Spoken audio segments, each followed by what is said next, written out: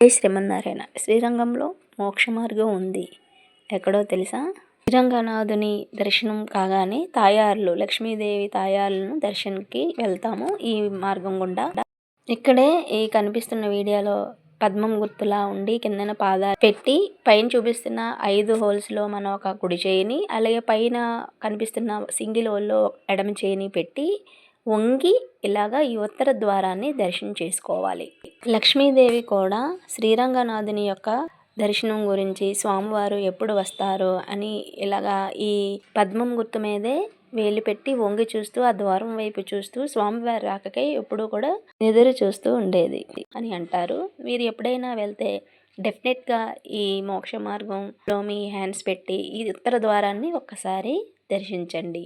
అలా దర్శనం చేస్తే మన పాపాలు అవి పోతాయని కూడా Preethi. Thank you for watching.